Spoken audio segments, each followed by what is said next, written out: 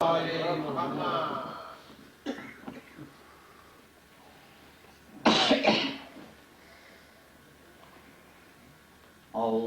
بالله السميع العليم من الشيطان اللعين الرجيم. بسم الله الرحمن الرحيم. الحمد لله العلي عن شبه المخلوقين الغالب لمحال الواصفين الظاهر بعجائب تدبيره للناظرين الباطن بجلال عزته عن فكر المتوهمين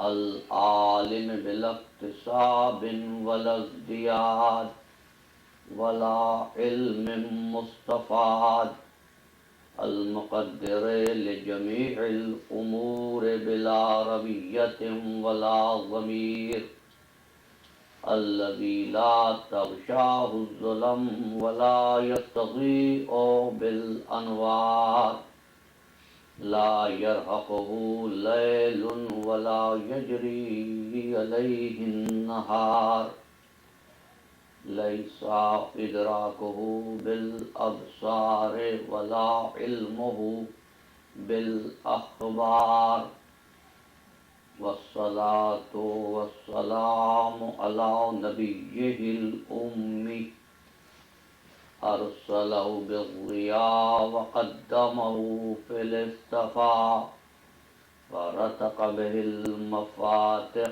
وصاور به المغالب ذلل به الصعوبة وسهل به الهدون حتى صرها الضلال عن يمين وشمال نور الأول مخلوق الأفضل أبي القاسم محمد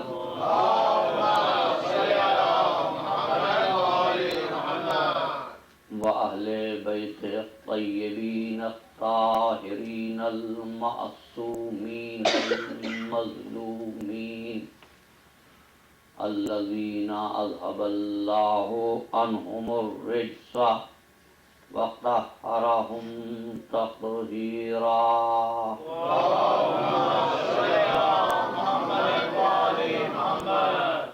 أما بعد فقد قال الله تبارك وتعالى في محكم كتابه المبين وهو أصدق الصادقين. بسم الله الرحمن الرحيم. إذا الشمس كورت وإذا النجوم انكدرت وإذا الجبال سيرت وإذا العشار أقتلت. صلوات اللهم صل على محمد وآل محمد. آپ حضرات اگر تھوڑی سی زحمت اٹھاتے ہوئے کچھ آگے بڑھ آئیں.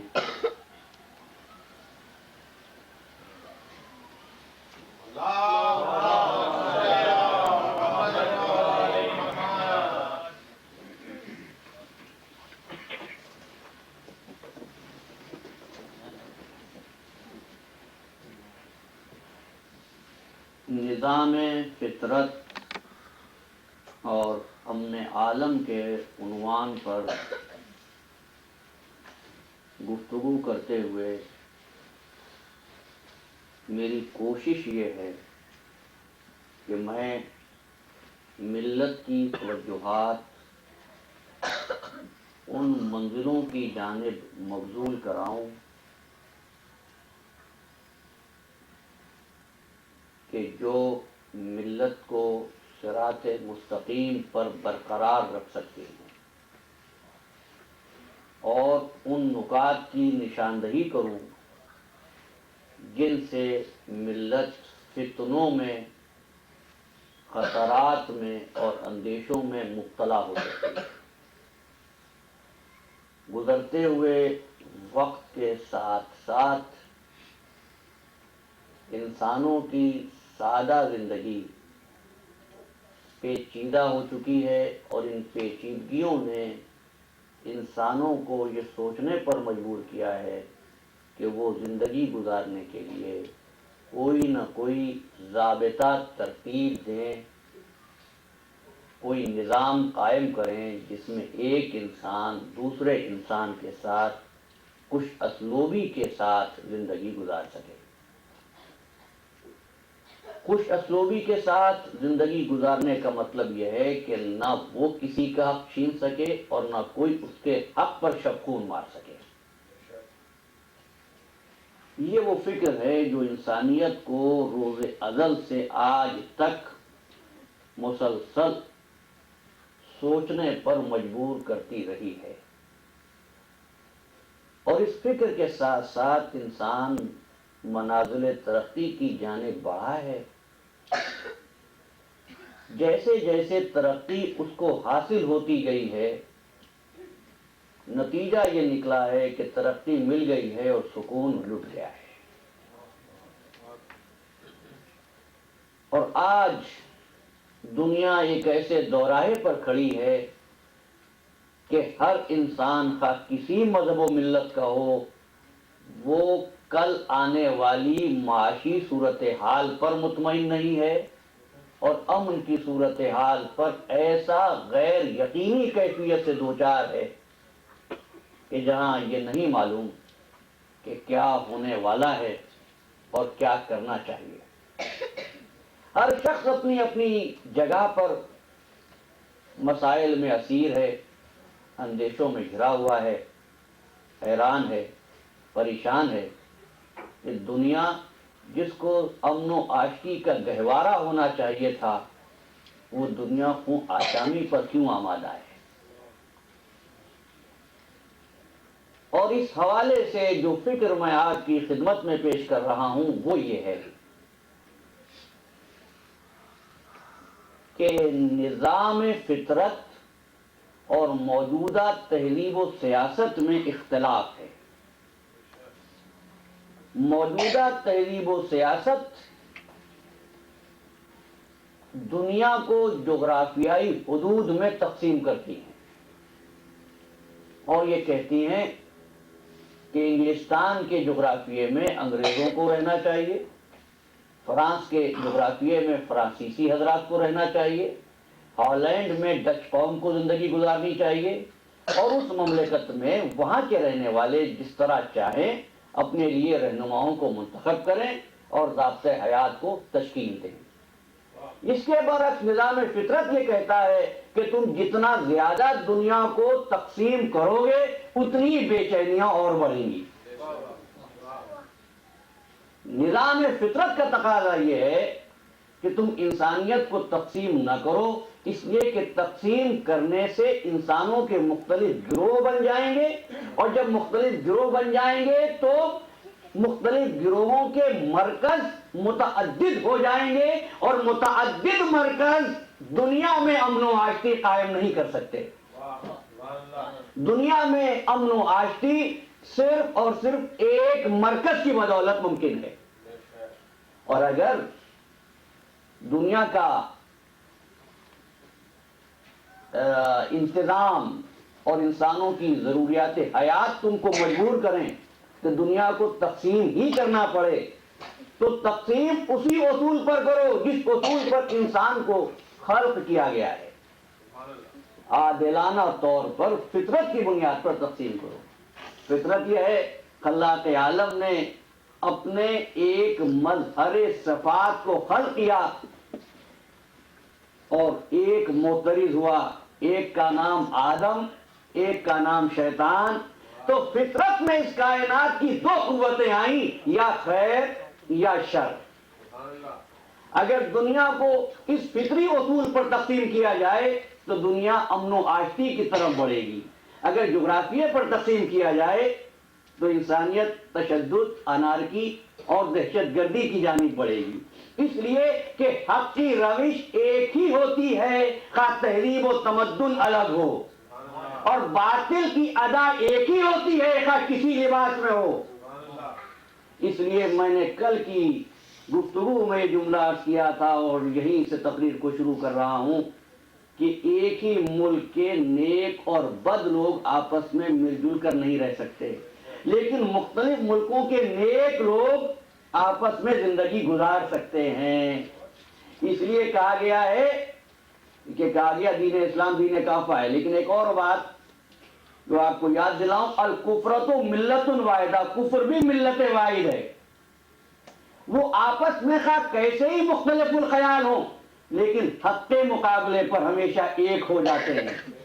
لہذا جس طرح وہ حق کے مقابلے پر ایک ہوتے ہیں، حق کے لیے خالق فطرت نے انتظام کیا کہ حق ایک رہے، اس کا مرکز ایک ہو، تاکہ انسانیت گروہوں میں تقسیم نہ ہو۔ آج کی تہذیب و سیاست نے دنیا کو مختلف گروہوں میں تقسیم کر دیا ہے، مختلف جغرافیوں میں بانٹ دیا ہے۔ اس اصول کو تسلیم کرنے کے باوجود دیکھیں 1215 میں میگنا کارٹا کے قانون سے لے کر 10 دسمبر 1948 میں یونائٹڈ نیشنز آرگنائزیشن کے چارٹرڈ تک تمام ضابطے اسی اصول سے شروع ہوئے کہ تمام انسان آزاد ہیں۔ توجہ، میری تیسری گفتگو کا آغاز، تمام انسان آزاد ہیں، ہر انسان کو آزاد پیدا کیا گیا اور اس کی رہبری کے لیے اس کو عقل عطا کی گئی۔ عقل کی رہبری، اس پر میں کل بات کروں گا۔ آج صرف اتنا کہنا ہے، تمام انسان آزاد ہیں، تمام انسانوں کو عقل دی گئی ہے۔ اس جملے نے آپ کو یہ پیغام دیا کہ تمام انسان اپنے حقوق و فرائض میں یکساں ہیں، برابر ہیں۔ جب حقوق و فرائض میں تمام انسان برابر ہیں عزیزان محترم، تو تمام اقوام بھی اپنے حقوق و فرائض میں یکساں ہیں۔ جب سب حقوق و فرائض میں یکساں ہیں تو تم نے بعض مملکتوں کو ویٹو پاور کیوں دیا؟ اور مملکتوں کو ویٹو پاور دینے سے آپ نے خود ہی تو اپنے اصول کی نفی کر دی۔ یا تو سب کے پاس ویٹو پاور ہو یا کسی کے پاس ویٹو پاور نہ ہو۔ تو کسی ایسے نظام کو تلاش کرو جس نظام کا لانے والا بھی ویٹو پاور نہیں رکھتا۔ بھائی سینکڑوں اقوام اور فقط 5 طاقتوں کے پاس ویٹو پاور، کیا ان کی آزادی اور ان کو عطائے عقل میں فطرت نے کوئی امتیاز صرف کیا ہے؟ عزیزان گرامی مرتبت کہا گیا کہ ان کو ویٹو پاور اس لیے دیتے ہیں کہ ان کے پاس طاقت ہے، ان کے پاس ٹیکنالوجی ہے۔ تو بتائیے فطرت نے کب طاقت کو نگراں بنایا تھا؟ اور اس طریقے سے انسانوں کو گروہوں میں بانٹنے کا نتیجہ یہ ہوا کہ اگر ٹیکنالوجی کسی ایک مملکت کے پاس آ گئی تو ترقی کہلائی، اور دوسری مملکت کے پاس آئی تو دہشت گردی کہلائی۔ عزیزان گرامی، میں پوچھنا چاہتا ہوں کہ جب تمام انسان آزاد ہیں تو نیوکلیئر سائنسدانوں کے عام انسانوں کی طرح ملنے جلنے پر آنے جانے پر پابندیاں کیوں ہیں؟ تو کون کہتا ہے کہ انسان اب غلام نہیں ہے، مملکتیں آزاد ہو گئی ہیں؟ نہیں، فرق اتنا ہے کہ زمین کو چھوڑ دیا ہے، ذہنوں پر قبضہ کر لیا ہے۔ جسمانی غلامی تو نہیں ہے، البتہ ذہنی غلامی ہے۔ یہ سب کچھ اس لیے کیا گیا عزیزان محترم کہ ان طاقتوں کا سہارا لے کر، میرا جملہ آپ کو یاد رہے، تاریخی جملہ ہے، ان تمام طاقتوں کا سہارا لے کر علم کو لائسنس بنا دیا جائے۔ علم کو لائسنسڈ بنا دیا جائے, گیزیٹڈ بنا دیا جائے. کیوں؟ اس لیے کہ اگر علم لائسنسڈ ہو جائے گا تو ہم ہیومن رائٹس کا نعرہ لگا کر حقوق انسانی کو غصب کر سکیں گے. یہ فرق ہے کل کے ان پڑھ چور میں اور آج کے پڑھے لکھے چور میں. کیونکہ کل کا چور اندھیرے میں چوری کرتا تھا, لیکن آج پڑھا لکھا لائسنسڈ اسکالر وہ علم کی روشنی کے ساتھ حملہ آور ہوتا ہے.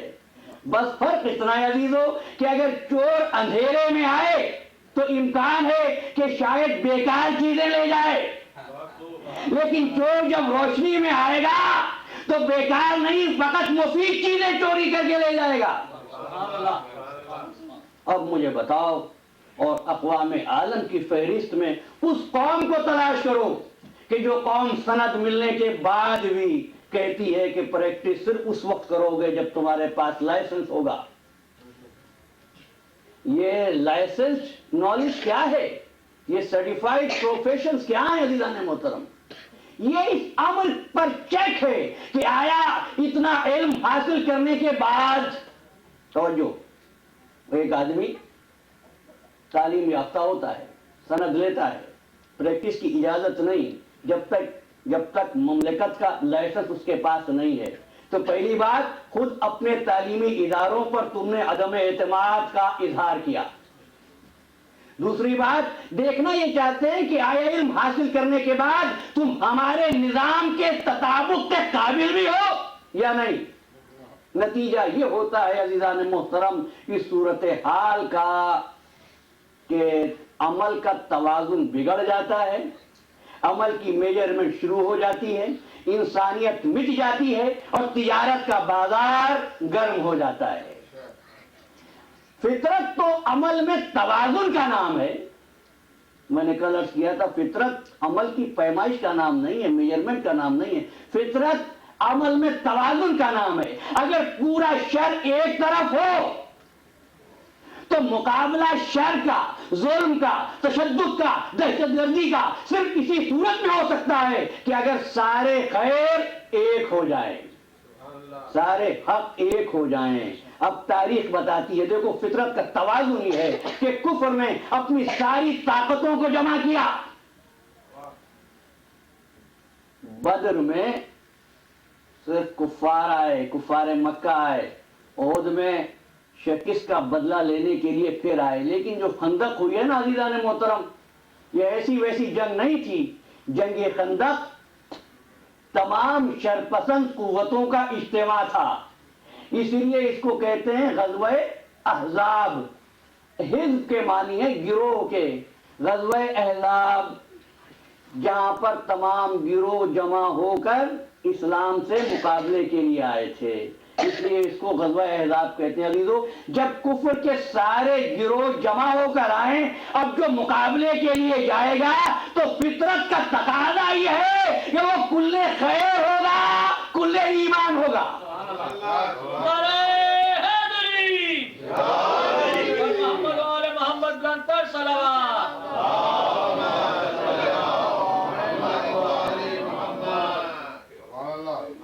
وہ انتظام فطرت کے تحت کل کفر کے مقابلے پر کل ایمان بن کر جا رہا ہے تاکہ توازن عمل کا بگڑنے نہ پائے. کیا تھا, کہہ دیتے کہ آج پہلا مسلمان جا رہا ہے, آج سابقون کا ایک فرد جا رہا ہے. نہیں, برازل ایمان کلو الی الکفر کلو. آج کل ایمان کل کفر کے مقابلے پر جا رہا ہے. کل ایمان کل کفر کے مقابلے پر جا رہا ہے.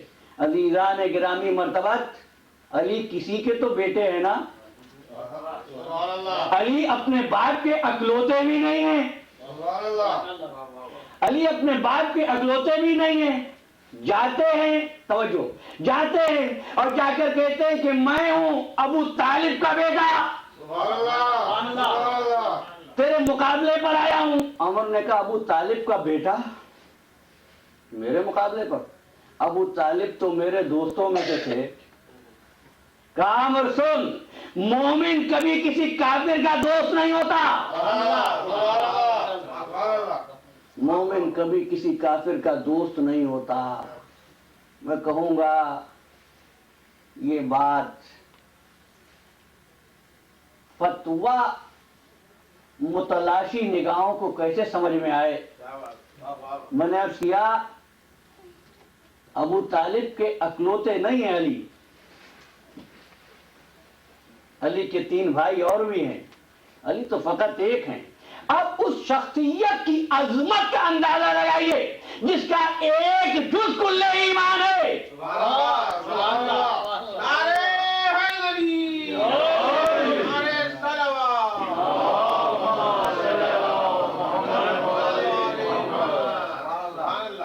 جس کا ایک جز کل ایمان ہے، اس لیے کہا تھا نسیم امروی نے اللہ مقامہ نے، سب دلیلوں میں دلیل ایک مگر غالب ہے، کل ایمان تو ایک جزو ابو طالب ہے۔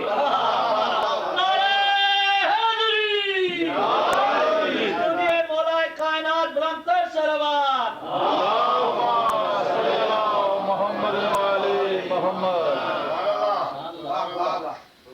الحمدللہ ذہنوں کا بار کچھ کم ہوا، علی آگے بڑھے۔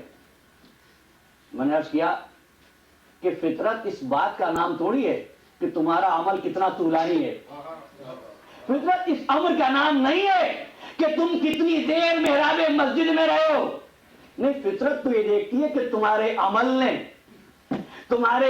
نے امن عالم میں توازن کا کیا کردار ادا کیا ہے۔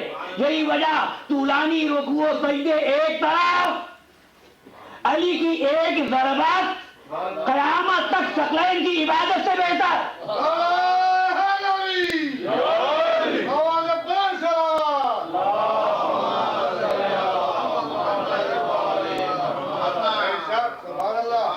ضربت علی یوم الخندق افضل من عبادت الثقلین الی یوم القیامہ۔ علی کی ضربت خندق کے دن والی ثقلین کی عبادت سے بہتر ہے صبح قیامت تک۔ ایک ضربت ثقلین کی عبادت سے بہتر۔ اب سوچتا یوں، جس کی ایک ضربت ثقلین کی عبادت سے بہتر ہے، اگر اس کے دیگر اعمال حسنہ کو بھی شامل کر لیا جائے، وہ دن بھر کی نمازیں، دن بھر کے روزے، شب بھر کی نمازیں، وہ نشر علوم، وہ غربا نوازی، وہ فروغ علم، وہ سخاوت، اگر تمام اعمال حسنہ کو جمع کر کے علی کے نفس کی قیمت لگائی جائے، خدا کی قسم سوائے رضائے پروردگار کے اور کوئی شے علی کے نفس کی قیمت نہیں ہے۔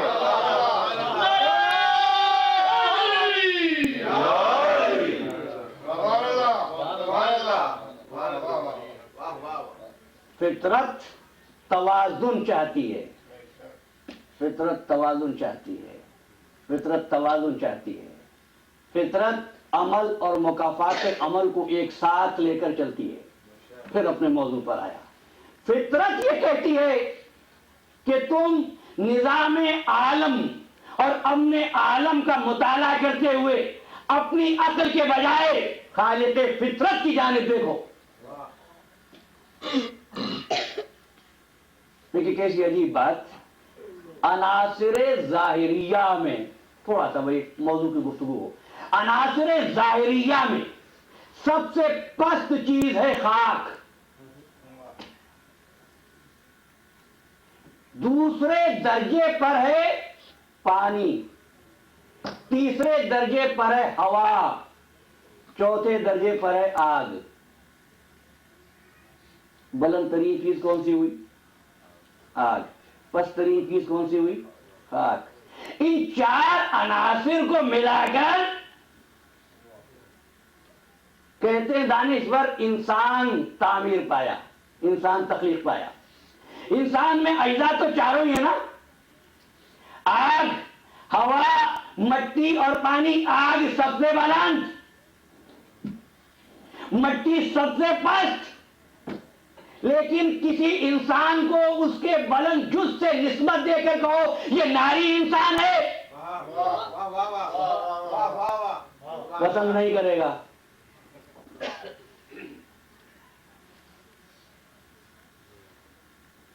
تھوڑی سی وضاحت کروں، دیکھیے میں نے کہا سب سے پست زمین، مٹی، اس کے بعد پانی۔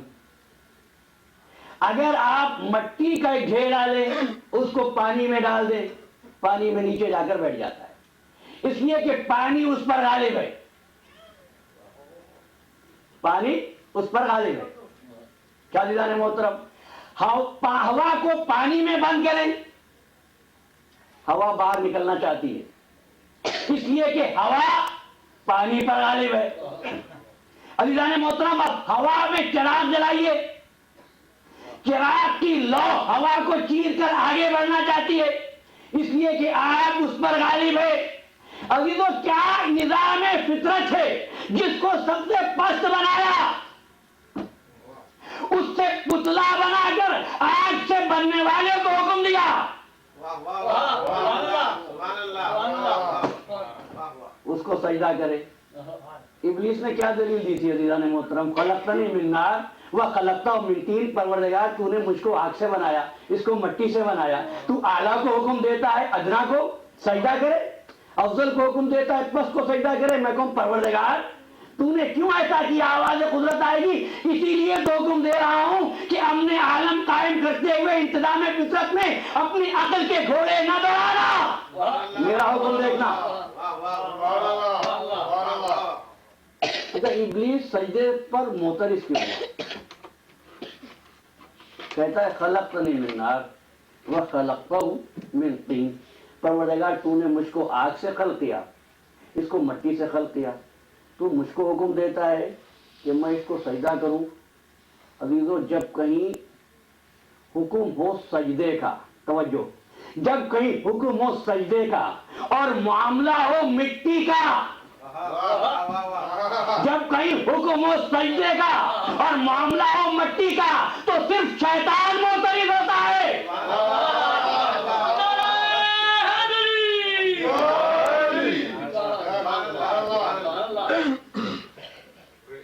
میں کیوں سجدہ کروں؟ عزیزان محترم، شیطان راندے درگاہ ہو گیا۔ مجھے بتاؤ، کیا اس نے ربوبیت کا انکار کیا؟ قرآن گواہ ہے، ربے ربے کہہ کر بات کر رہا تھا، جاتے جاتے بھی ربے ربے کر رہا تھا۔ قدرت کہہ رہی تھی فخرج منہا فإنک رجیم، نکل جا میرے دربار سے، تجھ پر لعنت، قیامت تک لعنت۔ عزیزو، اگر آپ کہیں کہ نفری کا اظہار گالی ہے، قرآن نے کیا ریکارڈ کیا ہے؟ فخرج منہا فإنک رجیم، نکل جا ہماری بارگاہ سے، تجھ پر قیامت تک لعنت۔ کس بات پر لعنت؟ بھائی بتوں کو سجدہ کرنے کی وجہ سے لعنت نہیں ہے، بھائی غیر الہ کو سجدہ نہ کرنے پر لعنت۔ پروردگار تو نے تو حکم دیا کہ کبھی غیر الہ کو سجدہ نہ کرنا، ابلیس نے سجدہ نہیں کیا، تجھ کو سجدہ کرنے سے منکر تو نہیں ہے۔ آواز قدرت آئے گی، نہیں، عبادت اس بات کا نام تھوڑی ہے کہ حق کے نعرے لگاؤ مجھ کو سجدے کرتے جاؤ، نہیں، جس کی تعظیم کا حکم میں دے دوں۔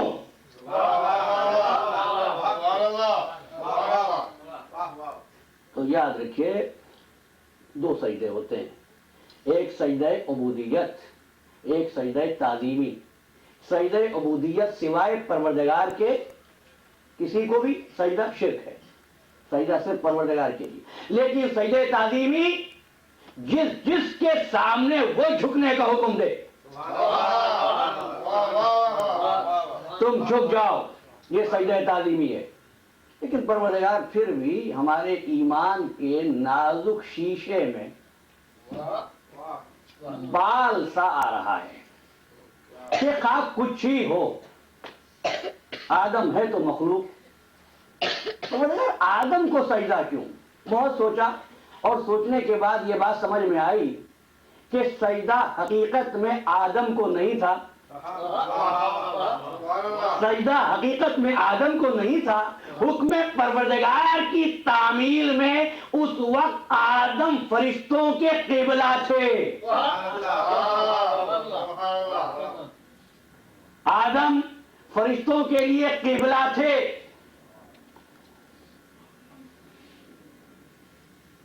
کس وقت؟ فَإِذَا سَوَّيْتُهُ وَنَفَخْتُ فِيهِ مِن رُوحِي، بات چل گئی، یہ میرے موضوع میں نہیں تھی لیکن اب یہ کہتا چلوں، فَإِذَا سَوَّيْتُهُ وَنَفَخْتُ فِيهِ مِن رُوحِي، جب میں اس مٹی کے پتلے میں روح پھونکوں۔ پھر قبلے میں کیا ہوتا ہے عزیزوں؟ آپ کا بھی تو قبلہ ہے، خانہ کعبہ، ایک دیوار، ایک احاطہ، ایک عمارت۔ عمارت کس سے بنتی ہے؟ مٹی سے۔ آدم کس سے بنے؟ مٹی سے۔ مٹی سے بن گئے، حکم یہ نہیں دیا سجدہ کر دو، ٹھیک ہے، انتظام فطرت، مٹی سے بن گئے سجدہ کر دو نہیں، فَإِذَا سَوَّيْتُهُ وَنَفَخْتُ فِيهِ مِن رُوحِي، جب میں اس میں روح پھونکوں تم سجدے میں گر جانا۔ اس کا مطلب یہ مٹی کی عمارت میں جب روح آ جائے،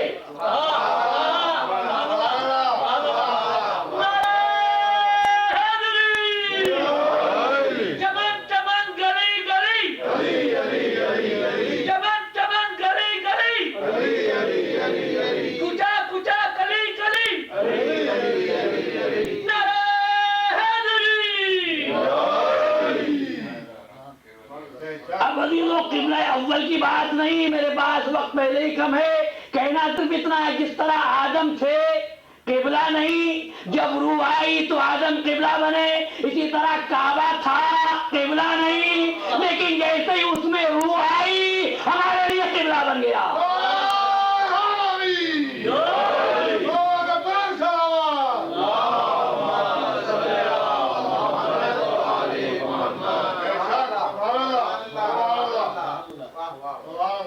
آپ نے دیکھا عزیزان گرامی مرتبت کہ فطرت کیسے توازن قائم کرتی ہے۔ کہا تم یہ مت دیکھنا کون پہلے کون آخر، بھئی اس پر تو بحث ہی نہیں ہے، اور میں عرض کر چکا، میرا یہ دعویٰ نہیں ہے کہ میں عالم کی صورتحال بدل دوں گا، نہیں، میرا مدعا فقط یہ ہے اور میری گفتگو کا تقاضا یہ ہے کہ جو ذہن صحت مند ہے کم از کم وہ جراثیم بیماری سے محفوظ رہے، وہ محفوظ رہے۔ اگر آپ یہ امن عالم پر بات کرتے ہوئے اغیار کے لیے تو ٹھیک ہے، مگر ہم تو وہ ملت ہیں جس کو امت مرحومہ کہا گیا ہے۔ تو اگر دنیا میں عیسائیت مبتلا مسائل ہوتی، اگر دنیا میں یہودیت غیر یقینی برائے کیفیت امن عالم ہوتی، اگر دنیا میں ہندو امن عالم کے بارے میں پریشان ہوتے تو سمجھ میں آتی یہ بات، لیکن یہ ملت اسلامیہ کیوں پریشان ہے؟ عزیزان محترم، وہ اس لیے پریشان ہے، ایک جملہ پھر تفصیلات انشاءاللہ آنے والی گفتگو میں، ملت اسلامیہ اس لیے پریشان ہے کہ انہوں نے فطرت کو جانا تو ہے لیکن فطرت کو مانا نہیں ہے۔ جاننے سے کوئی چیز اثر پیدا نہیں کرتی۔ واضح کروں، ہر بخیل جانتا ہے سخاوت کیا ہوتی ہے، لیکن اس کا جاننا اس کو سخی نہیں بناتا۔ ہر بزدل جانتا ہے شجاعت کیا ہوتی ہے، لیکن اس کا جاننا اس کو بہادر نہیں بناتا۔ عزیزان محترم، ملت اسلامیہ نے غلطی یہ کی کہ انہوں نے اپنی رکوع و سجود کو پروردگار عالم کی عطا پر استحقاق سمجھ لیا۔ دعا مانگتے تھے، سجدے کرتے تھے اور یہ کہتے تھے دیکھیں اب اللہ کیسے عطا کرتا ہے۔ بھولے اس بات کو کہ فطرت کے قوانین تو اٹل ہوتے ہیں، یکساں ہوتے ہیں، یو این او کا چارٹرڈ نہیں ہے، یہ فطرت کا قانون ہے، سب کے لیے یکساں۔ اس نے آواز دی لیسا للانسان الا ما سعی، اس کو ملے گا جو کوشش کرے گا۔ حالات کا شکار ہو کر کوشش کرنا فریضہ تھا، تم نے حالات کو اللہ کی رضا سمجھ لیا، تم پر ظلم ہوا، تم نے کہا اللہ کی مرضی ہے۔ یہ سب کچھ ہونے کے بعد مفکرین بھی فریاد کرنے لگے، رحمتیں ہیں تیری اغیار کے کاشانوں پر برق گرتی ہے تو بیچارے مسلمانوں پر۔ عزیزان محترم، فطرت کا تو نہ کوئی غیر ہوتا ہے نہ کوئی اپنا ہوتا ہے، فطرت کا نہ کوئی غیر ہوتا ہے نہ اپنا ہوتا ہے، فطرت تو عمل اور مکافات عمل کا نام ہے۔ دوسری منزل پر خود اقبال نے کہا یہ عمل سے زندگی بنتی ہے جنت بھی جہنم بھی، یہ خاکی اپنی فطرت میں نہ نوری ہے نہ ناری ہے، تو عمل کیا ہے؟ وہ عمل کیا عزیزو؟ فطرت پیشانی پر لیبل چسپاں کرنے کا نام نہیں ہے، فطرت تمہارے عمل میں توازن پیدا کرنے کا نام ہے۔ شاید میں نے کبھی عرض کیا ہو کہ آج رواج یہ ہے کہ کسی عالم کے ہاتھ پر غیر مسلم نے اسلام قبول کیا، پہلا کام عالم دین جو کرتا ہے اس کا نام بدل دیتا ہے، اور نام بدل کے یہ سمجھتا ہے کہ یہ مسلمان ہو گیا ہے۔ اقبال کہتے ہیں ملا کو جو ہے ہند میں سجدے کی اجازت، نادان سمجھتا ہے کہ اسلام ہے آزاد۔ مجھے تاریخ اسلامی میں ایک روایت بھی نہیں ملی سوائے ان موقعوں کے جہاں پر لوگوں کے نام بتوں پر ہوں کہ سرکار دو عالم نے کسی کو کلمہ پڑھوانے کے بعد ان کا نام بدل دیا ہو۔ یہی تو ملت اسلامیہ کو غلط فہمی رہی ہے کہ وہ نام بدل کے سمجھتے ہیں ہم اسلام قبول کر رہے ہیں۔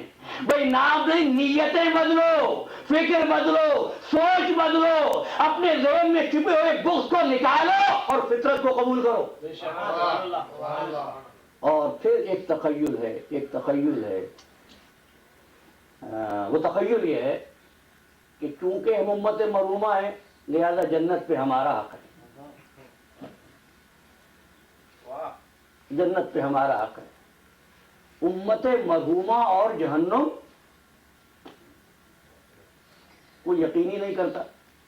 حضور نے فرمایا میری امت 73 فرقوں میں بڑھ جائے گی، اپنے مدعا تک پہنچا، 73 فرقوں میں بڑھ جائے گی، فقط ایک فرقہ ناجی ہوگا۔ جب حضور اپنی امت کے 72 فرقوں کے جہنم میں جانے کی خبر دے رہے ہیں اور تم کہتے ہو امت مرحومہ کے لیے تو فقط رحمت، جنت کی آس، جنت کی تمنا، جنت کے لیے اپنے آپ کو تھکائے دے رہے ہیں۔ لیکن یاد رکھنا جنت نام ہے عمل کرنے کے بعد عمل کی کیفیت سے متعارف ہونے کا۔ یہ اور بات ہے کسی کا عمل کسی کو جنت کے قابل بنا دے اور کسی کا عمل جنت کا معیار بن جائے۔ اب قیامت کا دن ہوگا تو کہتے ہیں کہ ساری امتیں آئیں گی، سب کے لیے جہنم۔ آخری جملے ہماری گفتگو کے میں بہت خستہ ہو چکا۔ مسلمان جنت میں، یہودیت جنت میں نہیں، عیسائی جنت میں نہیں، ہندو جنت میں نہیں، بدھسٹ جنت میں نہیں، ایتھسٹ جنت میں نہیں۔ کیوں؟ کہ اس لیے یہ عبادت نہیں کرتے، کیونکہ پروردگار عالم نے خلق کیوں کیا؟ وما خلقت الجن والانس الا لیعبدون۔ ہم نے تو اس لیے خلق کیا کہ جنوں اور انسانوں کو ہماری عبادت کریں۔ عزیزان محترم، وہ کون سا مذہب ہے دنیا میں جو عبادت نہیں کرتا؟ اب یہاں پہ مجھے ایک ارشاد یاد آتا ہے، آج کی گفتگو میں شاید وضاحت نہ ہو سکے، فرمایا صادق آل محمد جعفر صادق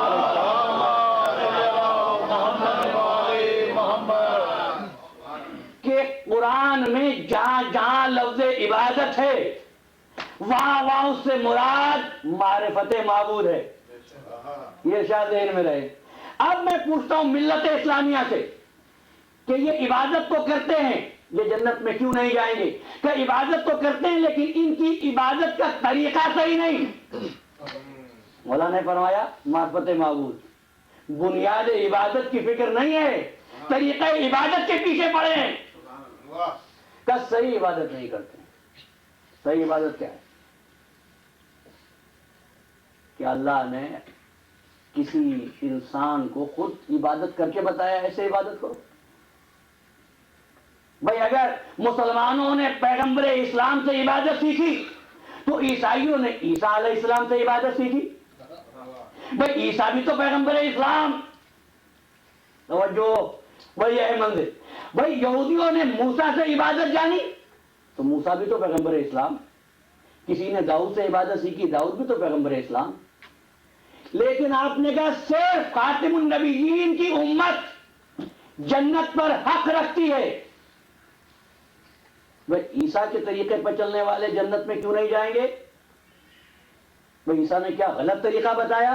ایک ایک جملے پر توجہ، کہ نہیں طریقہ تو صحیح بتایا، لیکن چونکہ عیسیٰ کے بعد، موسیٰ کے بعد، ابراہیم کے بعد ہمارے نبی آ گئے، اب جو آخری نبی پر ایمان نہ لائے اس کے لیے نجات ممکن نہیں ہے۔ چلو ایک اصول تو طے ہوا، اس امر پر بحث نہیں ہے کہ ترتیب خلافت میں پہلے کون اور آخر کون، لیکن جو آخر میں آیا اس کو مانو گے۔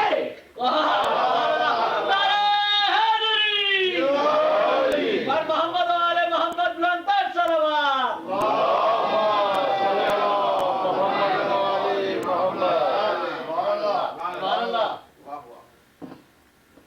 جو اس طریقے پر سرکار خاتم النبیین کے طریقے پر چلے بس اس کے لیے بخشش ہے، اس کے لیے نجات ہے، اس کے لیے جنت ہے۔ اگر قیامت کے دن غیر مسلم ہاتھ جوڑ کر پروردگار کی بارگاہ میں عرض کرے کہ پروردگار ہم نے بھی اپنے اپنے نبی کی بات کو مانا تھا، لیکن کیا کہ ہم کو جہنم میں بھیج رہا ہے، ان کو جنت میں بھیج رہا ہے، یا تو ان کو بھی روک یا ہم کو بھی بھیج، آواز قدرت آئے گی نہیں، تم نے اپنے نبی کے طریقے کو بدل دیا تھا۔ تو یہی الزام ہے نا عزیزان محترم کہ عیسائیت نے، یہودیت نے اپنے انبیاء کی سیرتوں کو بدل دیا۔ میں ہاتھ جوڑ کے پوچھتا ہوں کیا سیرت رسول ملت اسلامیہ میں آج ویسے ہی ہے؟ کیا حضور نے نماز ایک طریقے سے پڑھی تھی یا 5 طریقوں سے پڑھی تھی؟ کیا حضور نے روزہ مخصوص اوقات پر سحر و افطار کیا تھا یا مختلف اوقات پر، یا کبھی سینے پر ہاتھ باندھ کر پڑھی تھی، کبھی شکم پر اور کبھی ہاتھ کھول کر؟ نماز کیسے پڑھتے ہو؟ حضور نے فرمایا سلو کما رأیتمونی، نماز پڑھو جیسے تم نے مجھے نماز پڑھتے دیکھا۔ آج اگر ایک غیر مسلم نماز سیکھنے کے لیے ایک مسلمان کے پاس آئے اور مختلف مسجدوں میں جا کر دیکھے کہ نماز کس طرح پڑھی جا رہی ہے، تو میں ملت سے پوچھنا چاہتا ہوں کہ میرے پاس اس سوال کا جواب نہیں ہے حضور نے کس طریقے سے پڑھی تھی۔ ہر فرقے کا اپنی اپنی جگہ دعویٰ ہے۔ تو عزیزان محترم، اسلام کو سمجھنے میں ہم سے غلطی کہاں ہوئی ہے؟ کہیں ایسا تو نہیں ہے کہ ہم تک سیرت رسول درست طریقے سے پہنچی ہی نہیں؟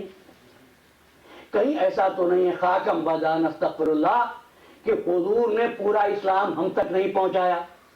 کہیں ایسا تو نہیں ہے کہ فطرت کے نمائندے جبریل نے وہ سب کچھ جو پروردگار نے پہنچایا تھا حضور تک نہ پہنچایا ہو؟ کہ نہیں، ایسی باتیں تو سوچنا بھی کفر ہے۔ حضور نے تو پوچھ لیا تھا ملت سے بھی کہ کیا میں نے سب کچھ پہنچا دیا؟ اب کسی قسم کی پریشانی تو نہیں ہوگی؟ قالو بلا، سب نے کہا بے شک آپ نے سب کچھ پہنچا دیا۔ تو حضور نے تو سب کچھ پہنچا دیا، حضور تک سب کچھ پہنچ گیا۔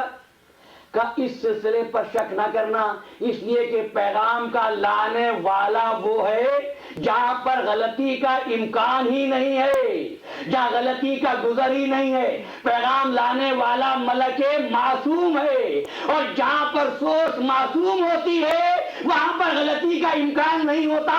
یہی کہنا ہے اگر ملت اسلام کو، فطرت کو معصوم سوچ سے حاصل کر لے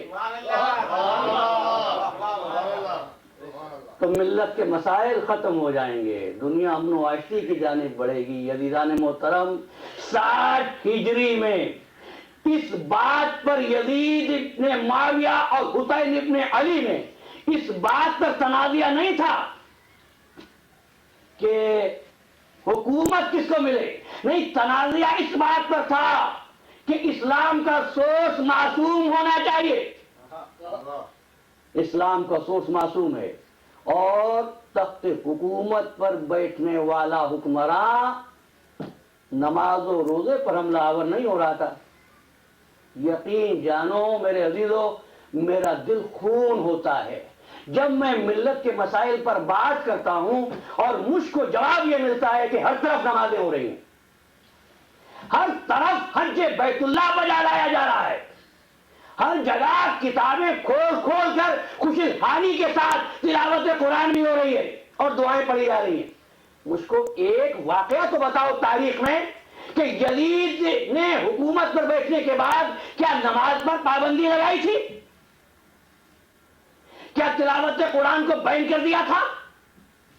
کیا اس نے حکم جاری کیا تھا کوئی حج بیت اللہ کرنے نہ جائے؟ اور پھر اس کے بعد ظلم، اور ظلم پر ظلم یہ کہ شہادت عظمیٰ کو ایک چھوٹے سے پھر ہوئی مسئلے کے لیے وقف کر دو۔ نماز اعمال میں سر فہرست، جس کی نماز قبول ہے اس کا ہر عمل قبول ہے۔ اور میں نماز کی کیا فضیلت بیان کروں؟ وہ جو دین کے عروج کے ذمہ دار تھے انہوں نے موت کے وقت میں بھی اگر کوئی مہلت مانگی ہے تو نماز کی، نماز کی۔ لیکن یہ کہہ دینا کہ حسین نے نماز کے لیے سر کٹا دیا، معاف کیجیے گا میں اس سے اتفاق نہیں کرتا۔ نماز شروع دین ہے، حسین بنائے دین ہے۔ پھر کہتا ہوں یزید کے دربار میں 700 حافظان قرآن تھے، قرآن پڑھنے والے تھے، اور یزید کیا ہے؟ اگر یزید تھا تو یزید کو کچھ بنانے والے بھی تو تھے۔ قاضی شرح یا قاضی شریف بھی تو تھے۔ کچھ چہروں کو چھپانے کے لیے فروئی بحث میں کیوں الجھتے ہو؟ مجھ کو بتاؤ قتل حسین میں کس کس کا ہاتھ خون حسین سے لگا ہوا ہے؟ وقت نہیں رہا، صرف اتنا کہتا ہوں کہ نہ نماز پر پابندی تھی، نہ روزے پر پابندی تھی، نہ حج پر پابندی تھی، نہ تلاوت قرآن پر پابندی تھی، لیکن عصمت پر حملہ اس انداز میں کیا جا رہا تھا۔ نہ کوئی وحی آئی تھی، نہ کوئی فرشتہ نازل ہوا تھا، اس سوچ کو مجروح کیا جا رہا تھا جو سوچ اسلام کی بنیاد ہے۔ ظاہر ہے دنیا برداشت کر لے، محمد کا نواز تھا، اس کو برداشت کرنے کے لیے تیار نہیں تھا۔ حسین نے کہا اگر ایسی بات ہے تو میں جاؤں گا اپنا بھرا ہوا گھر لے کر۔ ولید کے دربار میں گئے، آپ کو معلوم ہے نا، مولا اکیلے جا رہے تھے ولید کے دربار میں، اور جب حسین جانے لگے زینب نے پوچھا بھیا کہاں جانے کی تیاری ہے؟ کہا بہن گورنر نے بلایا ہے، اس کے دربار میں جا رہا ہوں۔ کہا مولا میرا دل گھبراتا ہے، کسی کو ساتھ لیتے جائیے۔ کہا بہن مجھ کو اکیلے بلایا ہے، میں اکیلا ہی جاؤں گا۔ یہ گفتگو ہو رہی تھی کہ قنات کے پیچھے سے زوجہ عباس نے یہ گفتگو سنی، ایک مرتبہ اپنے حجرے میں پہنچی اور کہتی ہے سرتاج سید و سردار غلط ہو گیا، آقا دربار میں جانے کی تیاری کر رہے ہیں، بیوی گھبرا رہی۔ عباس خدمت امام میں آئے، مولا میں آپ کے ساتھ چلوں گا۔ کہ عباس مجھ کو اکیلے بلایا ہے۔ عرض کیا آقا ولید کے ساتھ ولید کا غلام بھی تو ہوگا نا، حسین کے ساتھ حسین کا غلام جائے گا۔ دربار میں جاتے ہیں، انکار بیعت کر کے دربار سے واپس آتے ہیں۔ آپ سن چکے گزشتہ مجلس میں، راستے میں عباس خاموش، حسین خاموش۔ ایک مرتبہ حسین نے مخاطب کی، عباس کیا سوچ رہے ہو؟ تو ایک مرتبہ عباس عرض کرتے ہیں، آقا ایک بات میں نے لوگوں سے سنی ہے، آقا اس بات کی تصدیق کر دو۔ کہ کیا بات ہے عباس؟ کہ آقا میرے بابا نے میری والدہ سے عقد کرتے ہوئے خواہش کی تھی کہ اللہ ان کو ان کی شجاعت کا وارث میری شکل میں عطا کرے، اور جس طرح وہ رسول کے کام آئے میں آپ کے کام آؤں۔ کہا عباس میرے والد نے، تمہارے والد نے اسی لیے عقد کیا تھا کہ تم میرے بابا کی شجاعت کے وارث بنو۔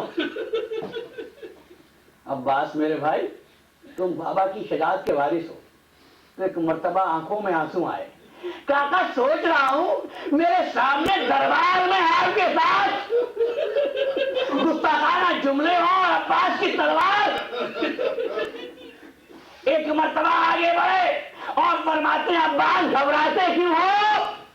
ابھی تو مدینہ ہے، تجھ کو تو کربلا میں میری بچی کی امیدوں کا مرکز بننا ہے، زینب کی چادر کے محافظ بننا ہے۔ عباس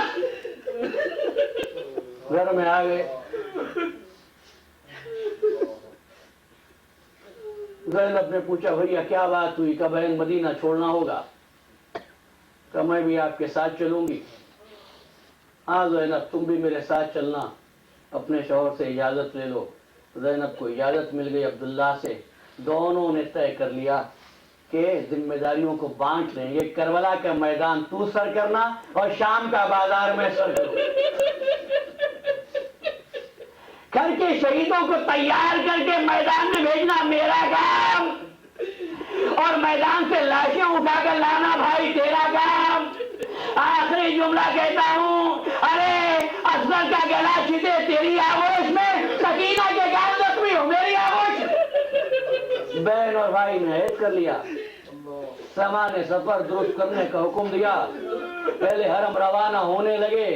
راوی کہتا ایک ناقہ دروازے پر آیا، ایک بیوی دولت سرا سے برآمد ہوئی۔ عباس نے قنات کو تھاما، حسین کھڑے ہوئے، علی اکبر آگے بڑھے، بازو تھاما، بی بی سوار ہوئی۔ کون ہے معلوم ہوا؟ والدہ علی اکبر ام لیلا ہے۔ سواری آگے بڑھی، دوسری مہمان آئی، ایک بی بی نکلی، اور قاسم آگے بڑھے، بازو تھاما۔ کون ہے؟ ام بروا ہے۔ کوئی بی بی ایک بچے کو گود میں لیے ہوئے نکلی۔ اس کے بعد ایک محمل آئی، اور سنو اس محمل کی شان۔ یہ بی بی گھر سے نکلی، حسین نے قنات کو تھاما، عباس نے زانوں کو خم کیا۔ بی بی محمل پہ سوار ہوئی، پوچھا کون؟ کہ زینب بنت علی ہے۔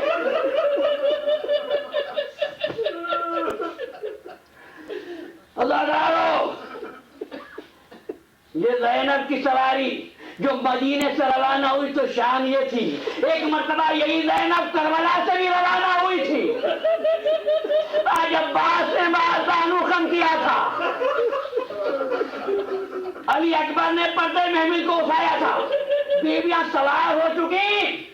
اب سواری آئی، میرے آقا کی گھوڑا آیا، علی اکبر نے لگامے فرس کو تھاما، عباس نے رکابوں کو پکڑا، حسین گھوڑے میں سوار ہوئے۔ سب کو سوار کرنے کے بعد سواری آئی، عباس علمدار چاہتے ہیں کہ پشتے فرس کا بلند ہو۔ کنیز نے آ کر کے عباس ٹھہرو، تمہاری والدہ بلا رہی ہے۔ ایک مرتبہ والدہ کی خدمت پائے، اماں کیا حکم ہے؟ کہ عباس جا رہے ہو یہ کہنے کے لیے بلایا، عباس اکیلے نہیں ہو، تمہارے 3 بھائی بھی ہیں، فاطمہ کی کمائی سے ہوشیار رہنا۔ ام البنین نے یہ وصیت کی، عباس نے سر کو جھکایا، اماں جب تک عباس زندہ ہے وفات کی جنا سے پڑھ رہا ہوں یہ واقعہ کہ واقع کربلا کے بعد مروان بن حکم کہتا ہے میں جنت البقیع کے پاس سے گزرتا تھا کسی بیوی کے رونوحہ پڑھنے کی بیان کرنے کی آوازیں آتی تھی اور بیان یہ تھے عباس اگر تیرے بازو میں کاٹے جاتے تو فاطمہ کا لال نہ مارا جاتا.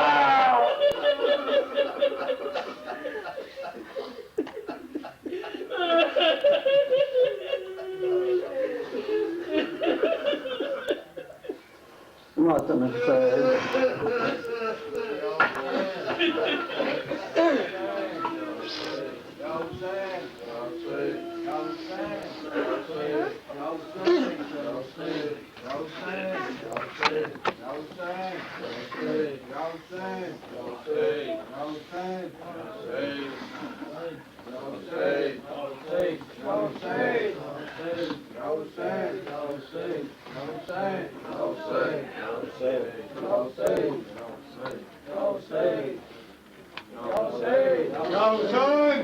Hussein!